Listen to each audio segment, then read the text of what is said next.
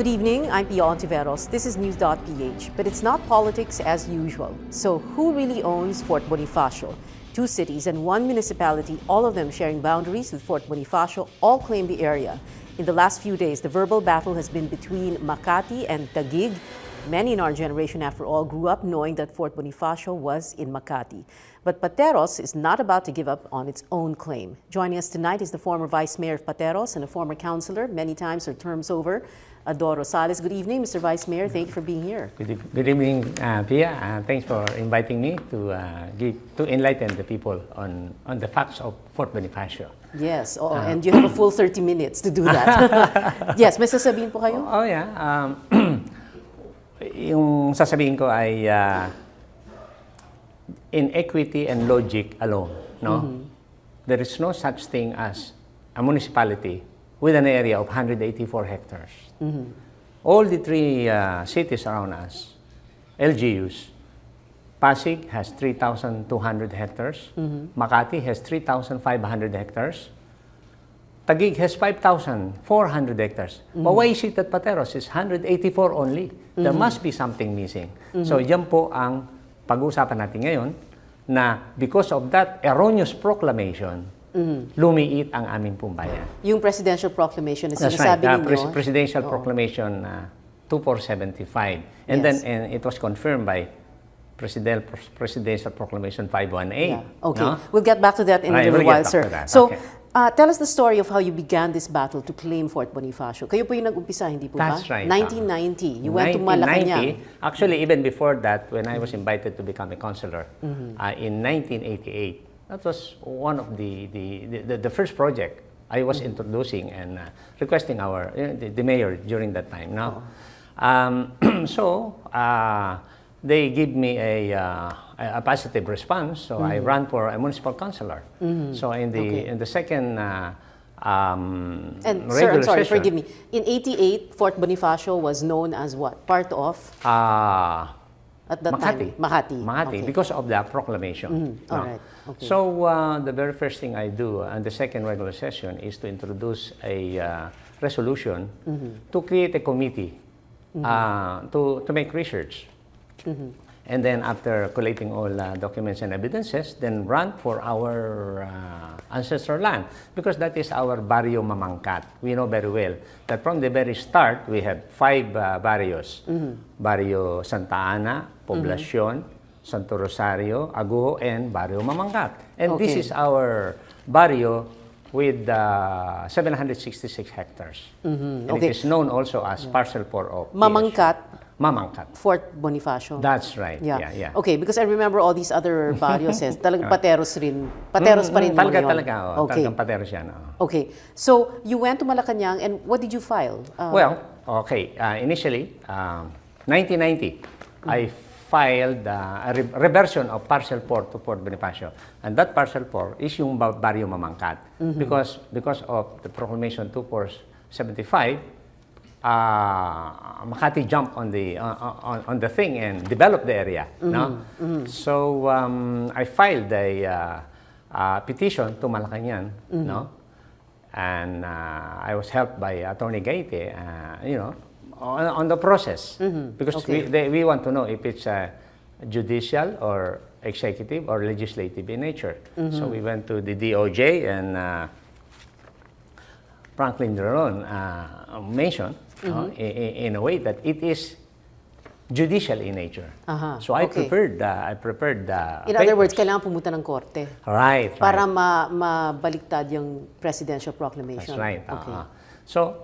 But beforehand, while preparing for all the papers, we sent a resolution to Makati for a council-to-council dialogue, but they ignored us. Council-to-council So we dialogue. followed up 4 months, 5 months, nothing heard from them. So we decided to file the case. Okay. That was 1990. 1991 na ng court case. Kasi 1990 sa Malacanang, no? Oo, okay. And I don't want to forget that we copy furnish Congressman Dante Tinga Doon sa lahat ng mga dokumento na Congressman final Dante namin Tinga, sa- who was, He well, was at the our time he was congressman Congressman during that Taguig time. Pateros, isang distrito That's pa right, lang yun. that's right, oo. Tapos So he was- naging Supreme Court Justice siya. Okay. Because he was very surprised that he found out that, oh, Pateros pala to, no? These are the documents I showed. Yes, okay. Showed to him. The documents, the maps, ito yung sinasabi niyong basis for claiming Fort That's Bonifacio. right, that's right, Okay. that's right. Because kanina nabanggit yung dalawang presidential proclamation na yun ang naging basehan naman ng Makati at ng Taguig para i-claim ang Fort Bonifacio. Well, iba naman ang basehan ng Taguig. Oh, Iba ang okay. basehan ng Makati. Okay. Ang basehan ng Makati, yung proclamation. okay. Ang basehan naman ng Taguig, they did not mention the 1909 document. Okay. Because there was a consolidation in 1903, All right. and Muntinlupa, Taguig, and Pateros were called Pateros. So Okay. naging barangay namin Okay. sila. Sige. Sir, let's go through, well, practically this is going to be like a history lesson. And I hope kayo mga viewers, no, you're listening very carefully because this is going to be very interesting. So kanina po ang sabi nyo, you gathered documents, maps, That's you right. went to all As far sorts of as the places. United States. I went to the United States for as far that as the United purpose. States for this. So let's begin with what you have, sir. You have, and let's go to the easel here. You have this Okay. 1891 Right, map right. from the US. Yeah, Tell us yeah, about from this. the United States, no? From the Library of Congress. Oo, meron I was, pa ngang, sir, I'm sorry, no? Maybe we can have the camera zoom into this. This is a certification. Of course, medyo nakabaliktad. Library I'm sorry, of Congress. hindi natin pwedeng tanggalin ng stapler hindi. or else patay tayo. So it's from, From the archives of United States. yeah, I wish we could, but National Archives and Records Administration. No? Okay, the National Archives, Washington, D.C. Of Washington, D.C. this was USA. given to you May 27, 1997. 1997. All right, so tell us about Okay, this. okay. Well, this is, we call it Plano de Hacienda de Maricaban. Plano de la It's, Hacienda it's de a survey Maricaban. Okay. of 3,153 hectares. Yeah, at the time, ganun kalaki ang mga hacienda. Kalahati lang ng Luisita, okay? Right. So that, Yeah. yun ay yung Fort William McKinley, binili yan ng Wait, sir. ng US. This entire hacienda covers, itong Okay, 3,000 hectares covers what we know today as That's right. Fort Bonifacio. Fort Bonifacio. That's right, that's right. Okay. Well, I just want to point out, dito, nakalagay dito, Jurisdiction de Taguig, Yes. Jurisdiction de Pateros, Pateros. Jurisdiction de San Pedro Makati, Yeah. and And Jurisdiction Pasig. de Pasig. Oh, Pasig Okay. na lang ang hindi nagkiklaim sa Fort Bonifacio. Huwag nating dagdagan. Hindi, kami nang bahala dun sa, yung buting Kalawaan San Joaquin, because we have documents that our boundary is on the river. Okay. Pero pumunta sila dito. Okay. No? Sige Anyway, I have 45 pages Spanish document that defines the boundary of Pateros. Ito pong straight line na ito, papunta doon. Okay. The if I will point out the specific places, this is the McKinley Hills. Yes. And the whole of Global City is here. So Okay. it really shows that Yeah. the two locations are I wonder if inside the camera Pateros. can zoom in even closer, but if not, this portion says Barrio de Agujo. You That's mentioned it right, that's earlier. right. Sitio de, I'm sorry, what's this? Buting. Sitio de Buting. Barrio and de Mamangkat. Mamangkat. And, okay, Sitio de San Jose. Si Okay. San Jose. All right. But then if I will point out, the 7 barangays lies on this, near the river. Oh, yung 7 barangays, yung enlisted man's That's right. barrio. Okay. 7 barangays dyan. Oh, Dito naman yung McKinley Hills. okay. The Global City is there. Okay. They are all inside Yeah. the territory of Pateros. And according to this 1891 map, 1891 this is the boundary of That's right. Pateros, And clearly delineating na That's right. And Fort even Bonifacio defined is on a 45 Pateros. pages Spanish document. So the United States, you know, sanction all the surveys and maps of the Spaniards. Okay. Have you explained everything you need to explain here for Ito this map? naman po ay Taguig, this one here. Okay. No? Okay, so the 1891, and this is Makati here. So Okay. in all other maps, ito ho pinapakita. So it's 1891. Then, Okay. okay, so that's very clear. It is Alright. signed by, I don't know, whatever name. It's signed in 1891, October 13. Okay. Okay. All right. And then you have the PSU 2031. Oh yeah, that's right. Okay, ito This is naman. the next one. Well, Alright. and before Hindi we pa. go there, Okay. this Plano de Maricaban is the hacienda is owned by Dolores Pascual y Casal, and it was bought by the United States and converted The entire it, 3,300 that's right, hectares. and converted it to Fort William McKinley. Okay. Okay. Okay, Yes. so we can go to the PSU. Oh, by the way, sandali lang po ha. So, Hacienda de San Pedro Makati, tapos may Hacienda de Guadalupe. Hindi na and saan. Ito na lang Ayun. dito tayo Okay. sa banda rito. Okay. Sige po, next. Well, okay. So the United States government had a survey. They call it PSU 2031. It was done before 1909. No? Okay. And exactly at 1909, they have completed the survey. So that's why the date is November, December 1909. Okay. Alright. But then it was done in 1908, no? When there was a consolidation, and the three municipalities were called Taguig Okay, Taguig, Pateros, and Muntinlupa. Muntinlupa. Okay. so And it was called Taguig. So para bang nabura yung pangalan ng Pateros for a while? Right, for a while. Okay. For about 4 years. So makikita natin dito, Municipality of Taguig. It's because of that reason. But then we have documents to show the transition. Yeah. Okay, so where is Fort Bonifacio here? Well, this is, ito yung Fort ito yung Bonifacio. Okay. Okay. This is exactly the same line that we were looking into Yes, in the this one. 1891. Ito. Okay. So, okay. So, this is parcel 4. So, the parcel 4 is the one that is specifically determined for Pateros. Okay. And if we were looking at it today, then this is Fort Bonifacio. There's the cemetery. That's right, Tapos that's ito right. yung tinatawag yung, ito yung mga Yung Pembo, yung Pembo, 7 Sembo, barangays. etc. Okay. Okay. At tapos andito yung McKinley Hills, andito yung Global City. Okay. Is inside Pateros. All right. Then you have other documents, sir, no? And I Okay, think they're okay. here on the Okay, table. okay. So there's several. There, you That's have one right, of that's right. 1903, 1905. Oh yeah, okay. Yeah. So we have documents here, historical. No? Itong Okay. ginagawa natin historical yan. No?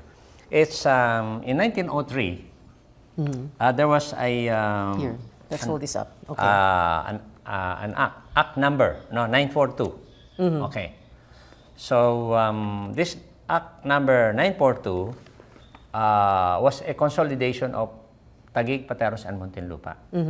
Okay. Because of problem of economy. But when they were consolidated, on that time, no, they were called Pateros. Okay. Okay. Okay. So, non-existent ang Taguig at saka Muntinlupa as a municipality. Okay. They became barangay of Pateros on that period. Okay. From 1903 hanggang 1905. Okay. May nangyari noong 1905. That's right. Yes. Okay. So 1905, the Philippine Commission changed it to Taguig. Okay, where's the other one? Okay. So the document is the Act number 1038. It's okay. From memory whatever. lang po, sir. Oo. Okay. Ito pala. Okay. Nakita ba ito? Okay, what says here, okay, the name of the municipality of Pateros in the province of Rizal as constituted by Act number 942. So yun yung 1903, no? Is hereby changed to Taguig. Okay. And said municipality shall consist of the former municipalities of Taguig, Pateros, and Muntinlupa, with the seat of the municipal government at the former municipality of Taguig. Yeah. So napalitan yung pangalan. Okay. So kami ngayon na naging nabura sa mapa, non-existent. Okay. Ang Okay. Muntinlupa at ang Pateros. Okay. Tapos Pagdating meron ng kayong 1909, 1909 naman. Pagdating ng Oo. 1909 o 1908, December 31, 1908, there was an executive order number 20 and number 36. Because it's a military government, ito, batas lahat ito. Okay. What says here, the municipality of Taguig shall consist of territory heretofore comprised therein, less that of Pateros. So, pinapahiwalay ni Pateros, no? Hereby reconstituted. The municipality of Pateros shall consist of the territory which it comprised prior to the passage of Act 942. Okay. So that's before. Okay. So those 3 documents that you pointed out to us, that you showed to us, in one sentence, what do they prove? How do they support your claim? Okay. Well, as far as we know, the 1909 document superseded the claim of Taguig, no? Okay. That the area is theirs. It was theirs only between 1905 up to December 31, 1908. Because you were all renamed and placed under That's Taguig. right. Okay. So starting January 1st, Okay.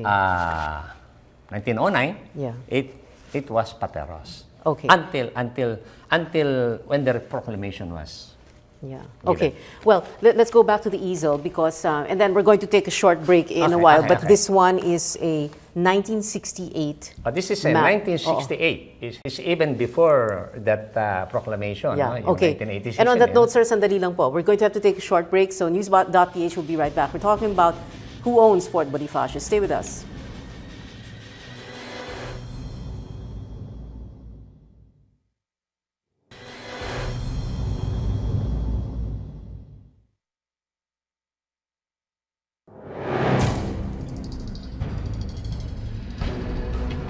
Welcome back. You're still watching News.PH on the Solar News channel. I'm Pia Ontiveros. Our guest tonight, former Pateros Vice Mayor Ador Rosales. We're talking about who owns Fort Bonifacio and Pateros' claim on Fort Bonifacio. So, Vice Mayor Rosales, thank you again for joining us. Let's go directly to this map, 1968. 1968, we call it LC2623. That's Land Classification Map. Okay. Signed by the acting director, Antonio Quijado. No? You have to say that para malaman ng tao na totoo ito. Right. Okay. Dalawang pages yan. First page, ang second page naman, it indicates that the Pateros area is 984. Okay. I wonder if we can, well, if the camera can't zoom into that, it says Pateros 984 hectares. Okay, and why is that important for us to know? Why is that important? The Not 184, it's 984. Okay, so this 984 is this one here. It's vividly drawn, no, and certified by the Bureau of Land. This is South Superhighway. This is EDSA. This is the American Cemetery. Okay, and this is our boundary. Taguig, Pateros, no, and Makati. Where's Global City here? The Global City is somewhere here, no? Okay. Medyo na-okay to. Pag in-overlap mo yung 1891, doon lalabas yung Global City. Ang nandito ay Makin Hills and the 7 barangays. Okay. So, you can see from here that Taguig has no boundary with Makati. Wala siyang boundary, nasa gitna ang Pateros. Okay. So, saan tayo pupunta yung what happened, by the way, in one sense again, I hope you don't mind. What happened to that first filing sa Malacanang? Wala rin, ano? Okay. Tinulungan nga kami ni Attorney Caite, no? So that was a preliminary for our filing to the court. But what's the most important thing here is that it was filed 7 months before the BCDA bill was introduced in Congress, which was approved in 1992. No?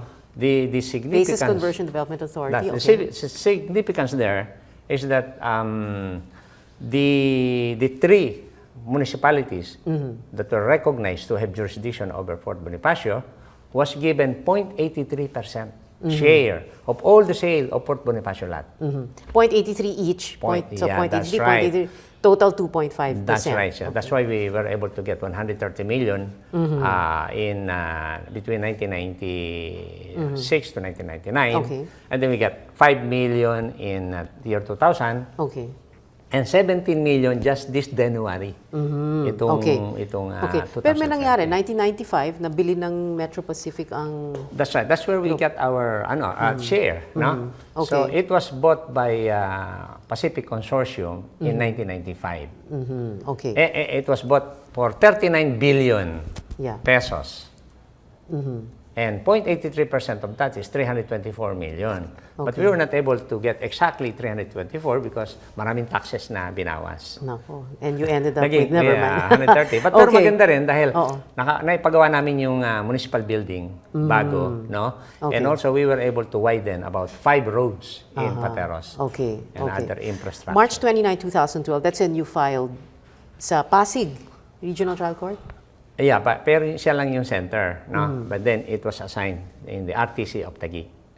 So that was the latest that we were able to file a petition against Makati and Taguig. So it is ongoing. But the one that the newspapers were talking about is another case between Taguig and Makati. That's right.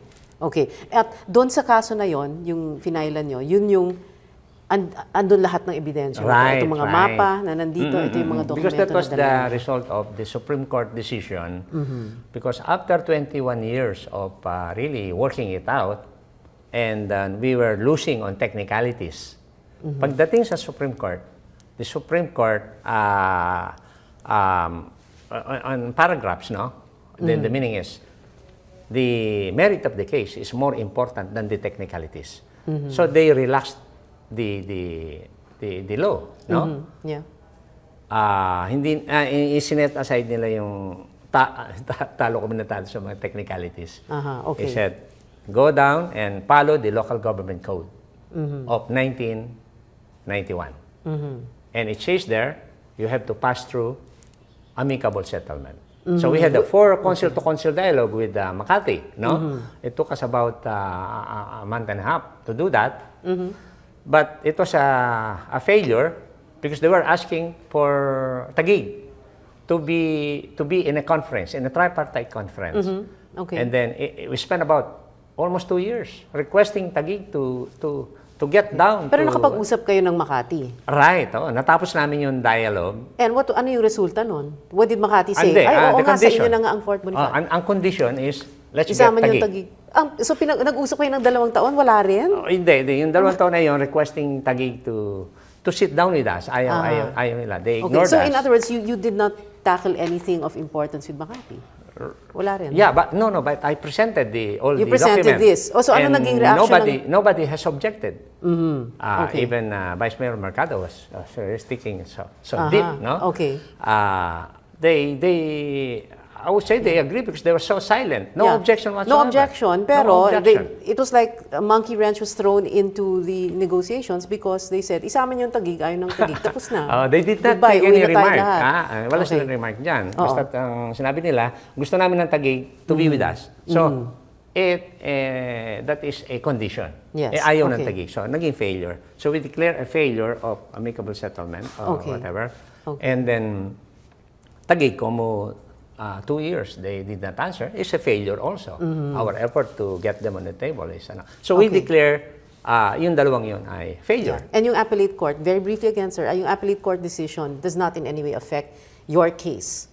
It wouldn't. Wala. It wouldn't because yung ibang basis nila no? Yes. Ibang basis namin, no? So whatever would be the decision there is based on the reference point that they have established. But kung malalaman nila yung reference point namin, but definitely, we are going to get the cake. Tell us more about the other evidence that you presented. For example, you were telling me that the budget department bases your ERA on how many items? What does that DBM, the computation of ERA includes the area of the particular RGU. And they base it on 1,040, no? And in addition to that, the Bureau of Census and Statistics, since 1948 up to the present time, you can go to the Bureau of Census and Statistics and you will see that our area is 1,040, not 184. And then the DBM is, and also, there are, in year 2002, I went to the Bureau of Land and asked and request for a certification on our area. And OIC Bienvenido Cruz, head of the survey department in Manila, issued the certification. Is it here ready to be shown or? Yeah. We need to find it. It's here. Okay. It said your area is 1,040. 1,040 hectares. Okay. So, and then in 2007, I came back to the Bureau of Land, and I was able to talk with the director, Arthur Tenasas, the acting director. And he gave me a certification that your area is 1,040. Okay. Well, But what do you think explains for the very, very slow wheels of, I don't know, justice? Or what explains for this? Ang tagal na nito, hindi po ba? I mean... But, you know, hindi kasi natin maintindihan din ang ating process. No? When we file it in court, ang puro technicalities, no? Yung ibinabato sa amin. And up to this point in time, after 25 years, never na napag-usapan ang merit. It's always wrong venue, lack of jurisdiction. Then we talk about motion to suspend, motion to dismiss, all kinds of technicalities. Legal tactics. That's right. Yun ang tumagal. And when you say merit meaning, ito, mapa. Oo, kung kanino yan. Kanino yun. Pag sinabi, kanino yan, yun, merit na yun. Never. It was never discussed. So, tumatagal kami ng tumatagal. Nakailang hearing po kayo dun sa kaso ninyo? Yung finailan nyo noong March 2012? Siguro mga dalawa, tatlo. But we requested the court to expedite because it's more than 1 year na, no? Di ba? Yes, 1.5 years. So the last hearing that we have is February 14. 2013. That was like how many months ago? Right. And the court said, okay, those two motions of Makati and Taguig are for resolution. But February 14 is, what is it now? It is already August. Motion ng Makati and Taguig. That's right. Nilang motion? The motion of Taguig is motion to dismiss.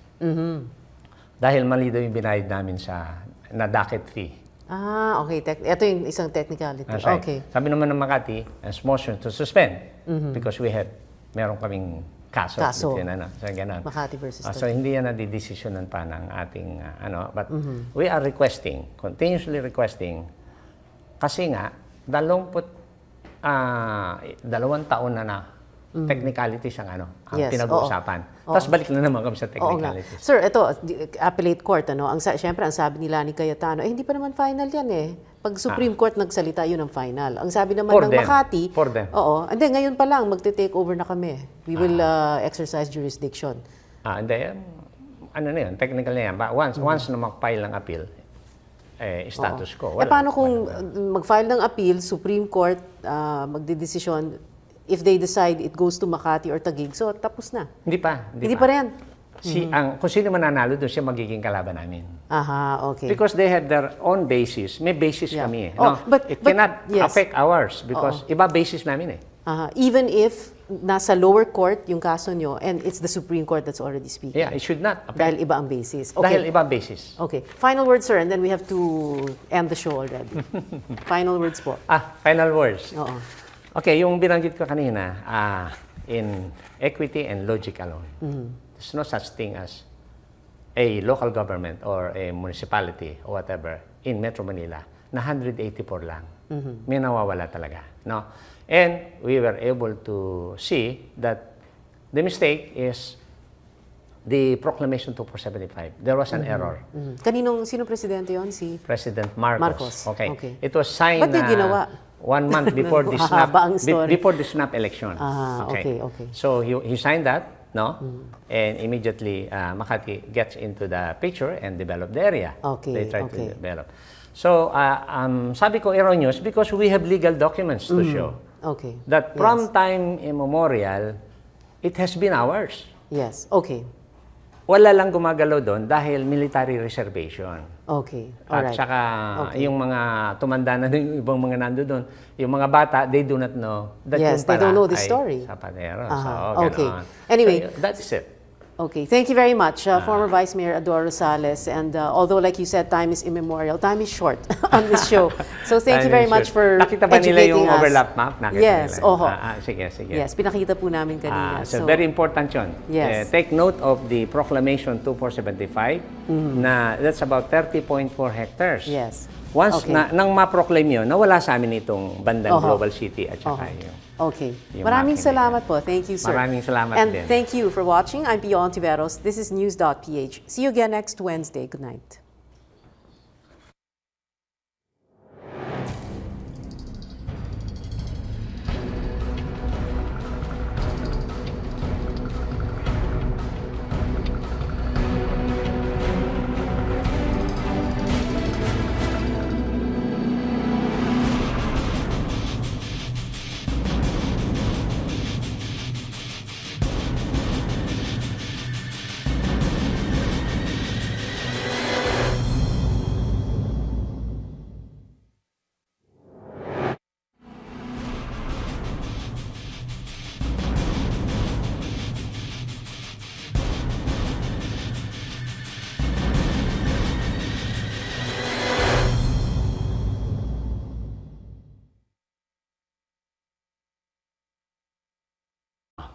At that time, Makati. Makati, Okay. because of the proclamation. All right. Okay. So, the very first thing I do on the second regular session is to introduce a resolution to create a committee to make research. And then after collating all documents and evidences, then run for our ancestral land, because that is our barrio Mamangkat. We know very well that from the very start, we have 5 barrios.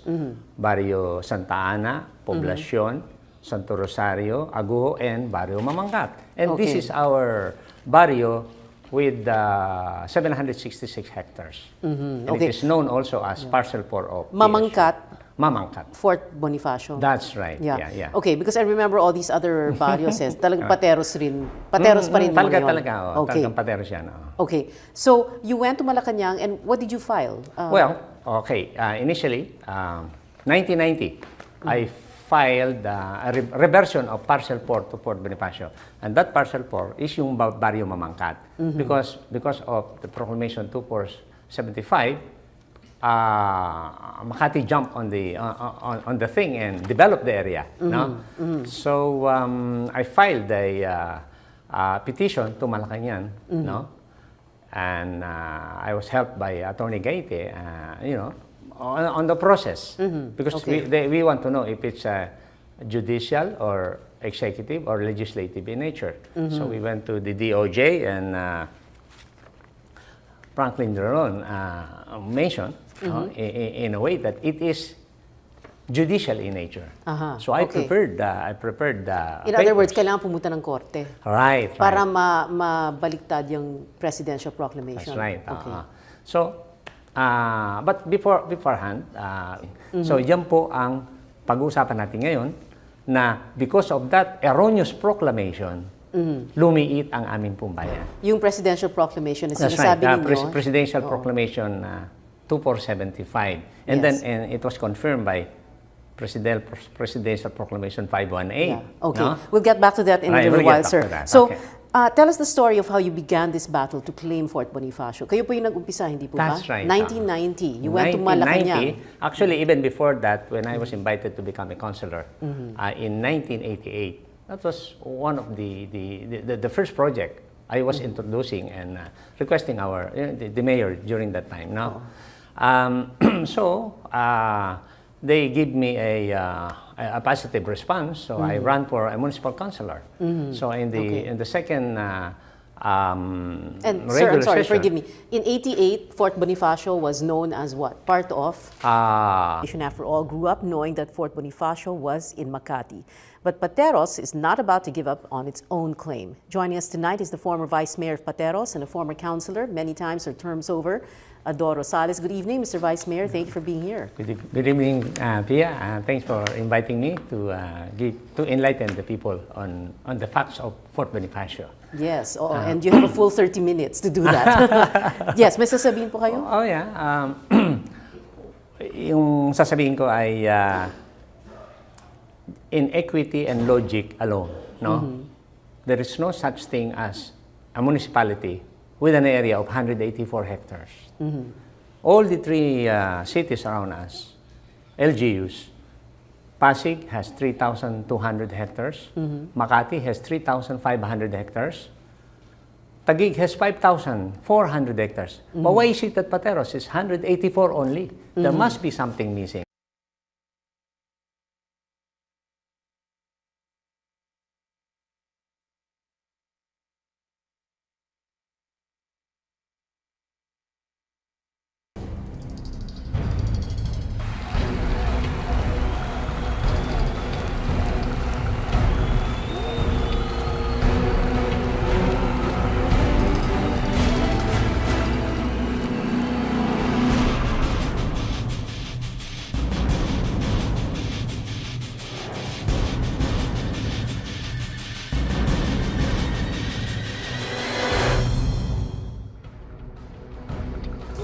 Good evening, I'm Pia Ontiveros. This is News.PH, but it's not politics as usual. So who really owns Fort Bonifacio?